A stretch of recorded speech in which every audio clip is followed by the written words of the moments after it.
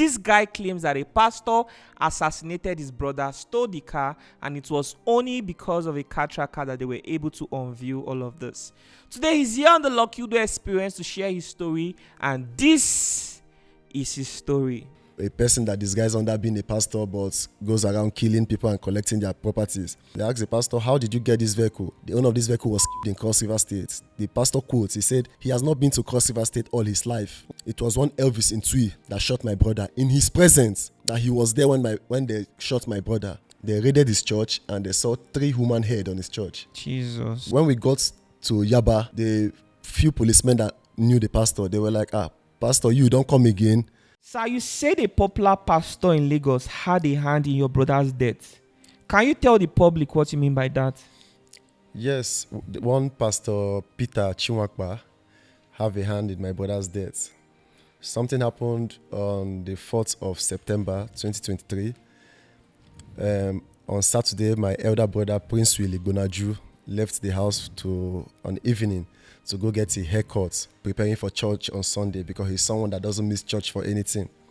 He's the youth pastor of our church, Redeemed Christian Church of God. Wow. So after that, on Sunday, we didn't see him in church, and it became suspicious because this is Prince Willie that will not miss church. What happened?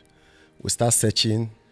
Even my family went to the barber's shop to ask if actually he came to cut his hair. They say yes, on Saturday evening, Prince Willie came to cut his hair. So we didn't know what happened. So we now reported to the police that this is looking suspicious. The police say we have to wait for 24 hours before we could make a formal complaint. So we waited till the next day, being Monday. So on Monday afternoon, my dad got a call from the police that he should come to Grassfield and identify a body lying in Grassfield. And when my dad got there, me, my younger brother and my dad, we got there and we saw my elder brother lying lifelessly. Could it be ritual or what? And we discovered that he had a 3-gun shot on his head. No body parts was missing. And it was very, very devastating. Everybody was confused because Prince Will is someone that we're about celebrating. That was a month to his wedding. Wow. So we're already preparing for his marriage. And everybody was surprised because this is someone that's a role model in Cross River State. In Nikom, you could call anyone and ask, he's a role model in that town. He will stay out of trouble. He is far from cult-related activities and everything. So it was surprising. So we came back home. We were trying to hide the matter from my mom. But a mother will always be a mother. She already had that feeling from when we came back home and our countenance. She started crying and all that. So when everybody was mourning, I went to his place because we've had a conversation with him before, and he told me that he had a tracker he put a tracker in his car. Oh, his car was stolen. Yes, the car was. You did not find the car where he was killed. Yes, we didn't find the car, and Lexus RS 350. So when I went to his place, I started searching for his document. That's when I saw the car tracking document, and I saw a phone number attached to it. And I called the people. They said they're in Lagos. And now explained that, okay, see what happens. So they said, okay, they'll get back to me after 30 minutes, and they did. So they now told me that the car is in Lagos. And I was like, no, this thing happened in Cross River, Ikom. How would the car be in Lagos? It's barely less than 2 days. The man said, yes, we can come and he will take us to where the car is. That even till now, the search is still showing him Meron, Lagos State. So the next day we involved the police, me, IPO, eBay, Cross River Zone 6. We went to Lagos State. We got to Lagos State and I called the tracking guy, and he came and met us. He said, okay. He took us to a place where the car was, and the car was in a Panabita shop. They were already scattering the car, trying to repaint the car. So the police arrested the Panabita, and after questioning, the Panabita said one pastor, Peter Chinwakpa, gave him the car to paint. And the police told him, okay, see how you're going to call this pastor. And he did. So when the pastor came out, they arrested the pastor. So they took the pastor to the police station. On interrogation, they asked the pastor, how did you get this vehicle? The owner of this vehicle was in Cross River State. The pastor quotes, he said he has not been to Cross River State all his life. Wow. That he has not been to Cross River State. And everybody was surprised. You've not been to Cross River State. How did you get this car? He said the car was a gift from one of his members. Okay, Mr. Peter, can you bring out this member? The pastor said he cannot remember the member. It's not everybody that give him a gift that he will remember. So a gift like a car, you cannot remember the member. That was when the police now went to arrest the wife. When they arrested the wife, they brought the wife to that Meron police station. On interrogation, the wife said, yes, on the 4th of September, the police asked him, on the 4th of September, where was your husband? They said the husband went to Ikom for preaching, Cross River State, the same state the pastor said he has not been all his life. That's when the matter was transferred to Yaba Panti under the former commissioner of police. So when the pastor now said, yes, actually, on that date, he was in Ikom for a preaching. But after the preaching, he was about leaving Ikom. Some guys brought a car to him that he should take the car to Lagos. Anything he has, he should give them the money. He said he doesn't have money. They say he should just go. Later, he should send the money to them. But the police were not convinced with that explanation. They now told the Inspector Ibe to bring the case back to Cross River State where the thing happened. We drove back to Cross River State the next day. Then when we got to Cross River State, the interrogations continued. The pastor now confessed that it was one Elvis in Tui that shot my brother in his presence. That he was there when they shot my brother. What transpired that shot my brother, nobody knew. He did not explain that to the police. So after that explanation, the police Inspector Ibe convincingly told us that this one is not the case, that since they have caught the pastor in question, any person related to this case will be tracked down. Before we know, the case was charged to court. After the first sitting, 3 weeks later, they had the second sitting, and one judge, Ewa or something, discharged the pastor on health ground. And it's been 2 years now we've been trying to get justice on this kidnapping and murder case. Because even before his burial, the police insisted that we should remove the bullets from his head. We paid money, about 1 million naira or something. We did operation on his head. We removed the 3 bullets and give the bullet to the police, thinking that, okay, this one will aid for the investigation. That until today, we've not been able to get justice for this said young man. Wow. This is something, this is so unbelievable. So the judge had to let the pastor go on basis that he was sick on health ground. So what's this pastor's name, his church, where is he located, what's the size of his members? What information can you provide about this pastor? Okay, the pastor church is in Lagos. His name is Pastor Peter Uchenna Chinwakpa. Can I see? Yeah. Reverend Dr. Uchenna C. Peters. Yes, Chinwakpa Peters.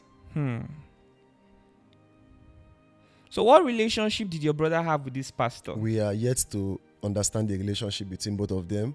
And we don't know if there was a relationship before, or if the pastor is actually a person that disguises under being a pastor but goes around killing people and collecting their properties. Because why I said this is because when we got to Yaba, after arresting this pastor, got to Yaba, the few policemen that knew the pastor, they were like, pastor, you don't come again. That means he has regular cases in that Yaba police station, Pansi. He has regular cases there, because that was what they said. They said, pastor, you don't come again. This one, you no go survive him. When I explained a partial explanation to one of them, he said, this pastor no go survive him.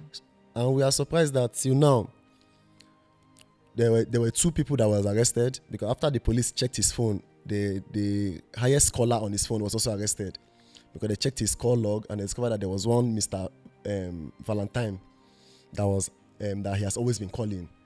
And a few years ago, something happened in Cross River State. This Mr. Valentine, they raided his church and they saw 3 human heads on his church. Jesus. Yes, in Calabar. You can ask any person in Calabar. So this Valentine is also a pastor? Yeah, he's also a pastor, Pastor Valentine. And so they saw that... Valentine what? I can't really get the surname now. Sorry, I need to check this. I think I might know this Valentine story. I might have heard of it. The case came... I think that case was in the media some time ago during the former governor of Cross River State. So they saw that this Pastor Peter, the highest number he has called from that 2 days ago before the police arrested him was this very Valentine. So they also arrested the Valentine too. But both of them were discharged was released by the court on health ground. What's the name of the judge that released them? And one, I think, Mr. Ewa, in Ecom Court 2. He was a judge in Ecom Court 2. He was the one that released them on health grounds. So since 2 years now, you've not been able to get justice for your brother? We've not been able to get justice, sir. This is really sad though. Every day Nigeria is becoming it is becoming very unreliable to depend on this government, because this is really crazy. How can a story that already had you, it's not like you already had the person involved, someone that was directly involved in this case, yes, and then you let the person go. So what is your family doing right now? What is something you guys are doing? My family are still in shock, because if they have told my dad they will not get justice in a case like this, they will deny it. Because when it first happened and when we saw the car with the pastor, everybody thought that, okay, the worst that can happen is we getting justice for this. But if till now they have not been able to get justice, so it's been very, very tiring for both my parents. And my mom has been sick all this while because of this case.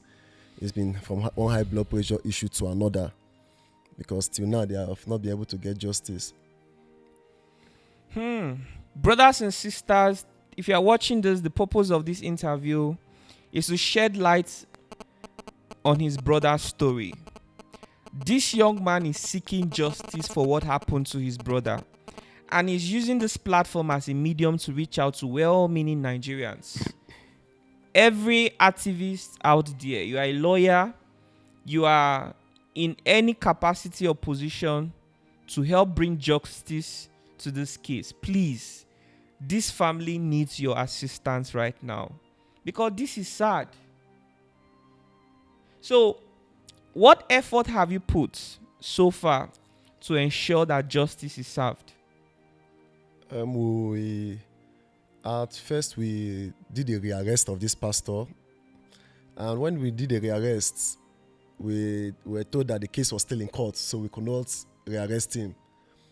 There's this SWAT office in Abuja that rearrested the pastor, of which he still confessed to them that he was there when Prince Louis was shot, but he was not the one that shot him. He said it was one Elvis in Tui that shot Prince Louis. Who is this Elvis? We don't know the Elvis. He brought a picture. He showed us a picture that this was the person that killed Prince Louis, that shot Prince Louis. Okay, why did the person shoot Prince Louis? You cannot tell us. And you're telling us someone shot Prince Louis, and we are seeing Prince Louis car with you where you are changing the color of the car. So the story is not adding up. But they stopped the police then from taking any other further action, that the matter was still in court. But the matter cannot be in court for 2 years when we cannot, and there's no adjournment, there's no case for we to handle.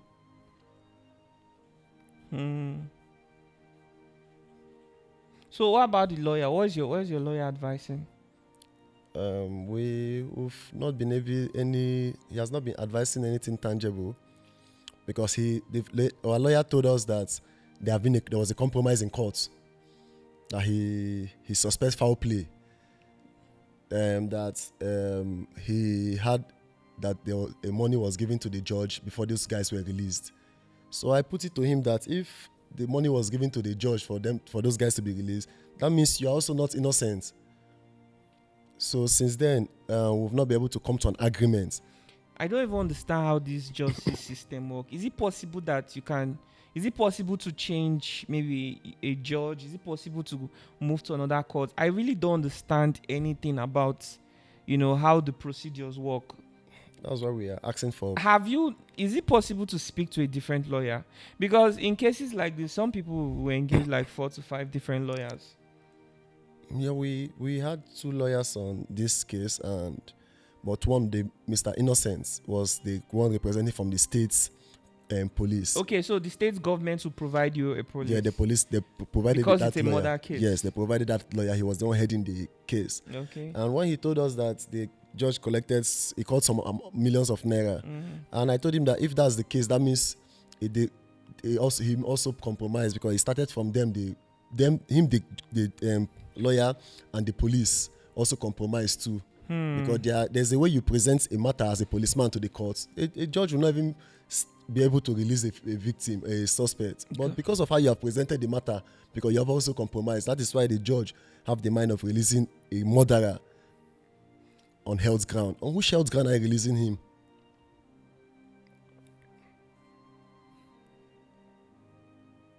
So what's your plan right now? My plan is we want help from anybody that could help the family. We just want people to understand, to come to aid, and if there's any way we could get justice on this matter. We know that he's dead, but he is still alive with us. Today is Prince You. We don't know how many people this Pastor Peter has been killing out there. So we want justice. That is why we are here. If you are watching this video right now, do you know anybody that might be able to help? Please, it is very, very important, because, it's crazy. If a case like this cannot be handled, then I wonder which one will be handled. It's really, really sad. And every day there are so many similar stories like this.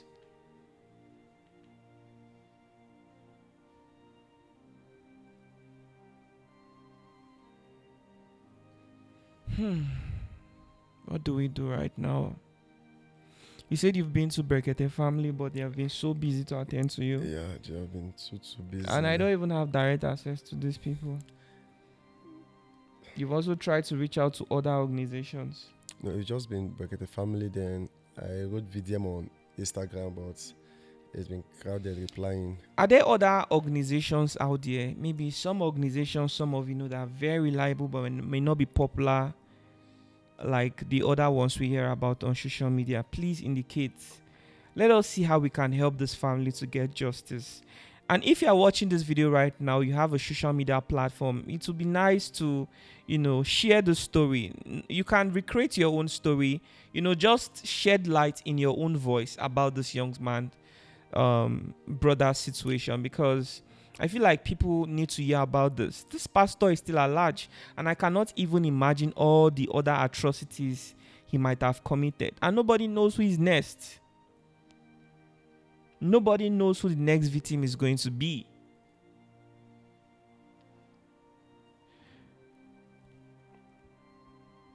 I'm going to try to call Harris Ngwamnoshu to see if he might be interested or if he has the capacity to help out. But if there's anybody watching right now, you can help this family. That will really, really go a long way, because justice needs to be served. And in this state called Cross River, the kind of stories I keep hearing there is just too much. It's too bad, and people get away with it every single time. Definitely. What is going on in this country? I recently interviewed somebody, a 12-year-old guy that was sent to prison for just stealing. At the age of 12. He spent 10 years there. And then you still see another case of somebody doing something really sacrilegious, and then the person is let go scot-free. This doesn't even make sense. Before I came to Lagos, before I came to ABJ a few days ago, I was with my mom, and I think she was watching something on Facebook Reels. And there was this man that was sent to prison for buying a stolen generator. I think he came across that story. Yeah. So he started crying again. And she started crying again. I was like, what thing happened? She said, this one go prison because of common generator. She now traced it back to her son, that they have actually caught who is involved, and still they let the person go. This is really sad, eh? So how can we help this young man and his family? It's not just about commenting. We need to see how we can actually help them. Please, if you're a lawyer watching this video, or you know any lawyer that might be interested, please reach out to us so we can connect you with this young man and his family. And I think that we'll also make another video as well, like a very short one. Okay. Do you understand? Yeah. But I would like to see every evidence first, so I don't put my... Everything is... because I need to ensure that if we are going to drag somebody out, we can just make a different video just directly saying, if you know justice, so and so. Do you understand? Yeah. We'll just call out those persons. The pastor will call them out directly, and then we can appeal to the public to help out. Maybe that can actually go a long way. What's that? You want to show me something? I'm trying to get where we. Omo, this is really sad though. In this country, just pray don't get yourself into trouble because you'll be very, very shocked what the outcome is going to look like. The government is becoming unreliable every single day. You want to show me a video? Of when we met the car in. Okay. No, you can send it to us anyways. Are you with it now? Yeah, I've seen it. Okay, let me see. I've seen it.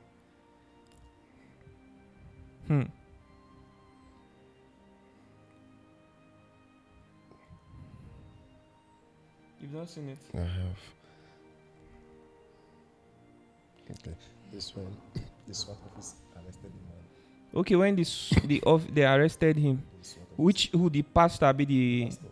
okay, that's the pastor sitting on the floor. Who is now this other person? These people in SWAT. Oh, now the pastor. Why is he crying? He's begging. Yes. What is he begging for? Oh, your brother. Oh, God. Jesus Christ. Hey. No. Okay, this is the car. This place, they scattered the vehicle looking for the tracker because I think they felt Okay, they were looking for the tracker. Oh. Well, the guys that put the tracker actually did a good job. They put it in a place that nobody could access. Is it possible to send us all these videos? What's this? Okay, this is just a normal video.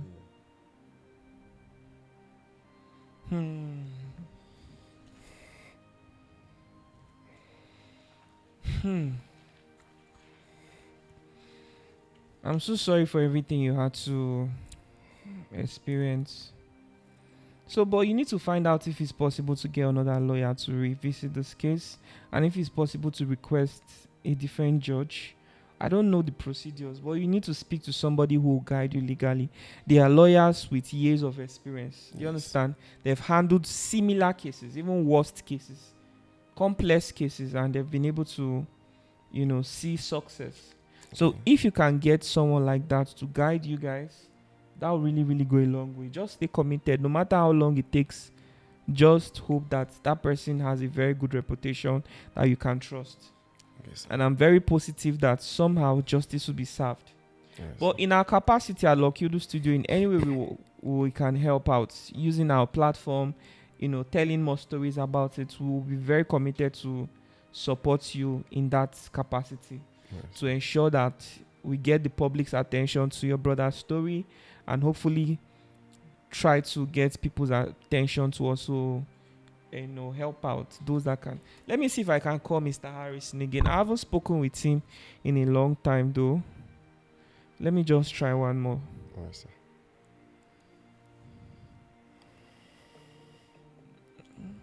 My brother. Hello, Mr. Harrison. Good evening, sir. My brother. How you doing now? I don't Artist now. no problem. I beg no verse. I they call you live with the broadcast. Hey, okay. Yes. For where? No, this thing now. There's a story that we are airing live now, and you just came to my mind as somebody really reliable based on all the good things you've been doing for others. So there's a case of a young man whose brother was murdered, and the person that did this is somehow connected to a pastor.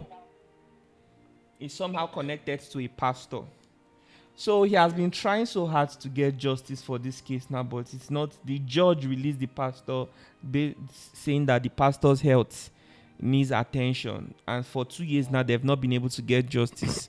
And he has gone to this bracket. The family has reached out to so many people, but nobody is really, trying to help out. So I said, okay, I'm going to call you to find out if you and your team can actually help. I don't know if you're, if this is something that can be done. Maybe I can provide more details about the story. And if you attend to murder cases, because I've seen that you've really helped so many people with other kinds of cases as well. Okay. Where's the location? Okay, it's currently with me here in Abuja, but this whole thing happened in Cross River. Oh, okay. Mm. Okay. No problem. just send me details now, so we can just see how we can look at go to work. We can work on it now. Okay. God bless you so much, sir. I really appreciate. Thank you very much. Or I'll message you on WhatsApp. Okay. Thank you, sir. All right, I'll expect the message. Thank you, sir. Okay. Thank you. All right. So, for those of you who don't know who I just spoke with, this is Mr. Harrison Gwamnoshu. He's a popular activist in Nigeria, and he has been fighting for the oppressed for more than 10 years now. He has a track record of helping people. He has a very popular organization. It's called what's the name of this organization again? I forgot the name of the organization anyways. But he has team across the 30 states in Nigeria. So whenever there's a case, I'm sure he already has a team in Cross River. So I just hope that he's able to look into this, but I don't really think I've seen him getting himself involved in murder cases, but I've seen him getting involved in kidnap cases, in police extortion, domestic violence, and so many other kind of cases. He's also a special assistant to the government as well. I think that he might be able to help. Okay. I don't know what else to say, honestly. I'm just fatigued right now because this is a really sad story, and there are some things you hear, you think you've heard it all, but then you hear another story and you just feel, it's crazy. So at this point, we may have to say goodbye to the viewers. So it doesn't seem like there's anything else you'd like to say. No, that's all for now. All right, guys, please help us. So if there's anybody you know that can help this family, please, let's see how we can reach out, okay? Thank you very much. And I don't know how to even end this episode because it's a very sad story. Thank you for watching. The audio version is going to be uploaded on Spotify. You can go to Spotify right now, search the Lucky Udo Experience, and look forward to our next episode. Thank you very much for watching. Let's say bye to the viewers. Bye. God bless you. Hi guys. Thank you for watching this episode of the Lucky Udo Experience. Please, if you would like to assist anyone, please reach out to the number on the screen. We are the follow-up team of the Lucky Udo studio, and I am Bright. I'm David. I'm Latifa. Veronica. I'm Messi. Our job as the follow-up team is to make sure that everyone who shares their story are not left unattended. My colleague will walk you through on how the follow-up team was created. Let me walk you through the history of why we created the follow-up team. Over the years, we discovered that people reach out to our guests pretending to help them, while their sole aim is to take advantage of them. Because of this, we stopped putting out our guest phone number online to protect them from these predators. Also, we stopped putting out our guest account number. There are situations whereby people receive help, then stop giving updates. For example, people receive donations for their healthcare or educational purposes, but once they get the fund, they use the money to upgrade their phone or change their clothes, leaving the intended purpose unattended to. Most of the time, we only got to know people got help through the people that donated to them after waiting for an update, leaving Lucky Udo Studio effort wasted. There are also situations whereby people received money then stopped giving updates, thinking the money will keep coming in. Because of this, we stopped making use of their personal account and making use of the foundation account. If you love to support any of our guests, kindly reach out to the account number on the screen so we can monitor and track the whole process. We are seeing some situations where people receive support and do not use the money for what it's meant for. They stop replying to our messages and stop giving updates, leaving people that support wondering what happened. That makes it look like nothing was done, and effort of Lucky Udo Studio are not seen. So the reason the follow-up team was created is simple. We want to track every story, know what support came in, and confirm it was used the right way. That is why we are seeking the cooperation of the public. Whether you are watching from Facebook, YouTube, or Instagram, or anywhere else, we need your support to make this work. Cooperating with the follow-up team helps you in many ways. It helps you know that your support is going to the right place. It also helps the world see that this platform is truly changing lives. At the end of the day, this is not just about telling stories. It is about changing lives. We are calling out for sponsorship and partnership. Every day we interview different kind of people with all kind of stories. Among are those who need help with school, health, therapists, sponsors, justice, legal support, business training, or even someone just to talk to. We need partnership to grow this brand. We can do more and we can go further. But to do that, we need support from the right people. If you would like to be a partner or sponsor, kindly reach out through the email address on the screen, luckyudustudio@gmail.com. Once again, we are the follow-up team and we are doing our best to keep this platform impactful and transparent. Thank you for watching and thank you for being part of the Lucky Udo experience. Bye.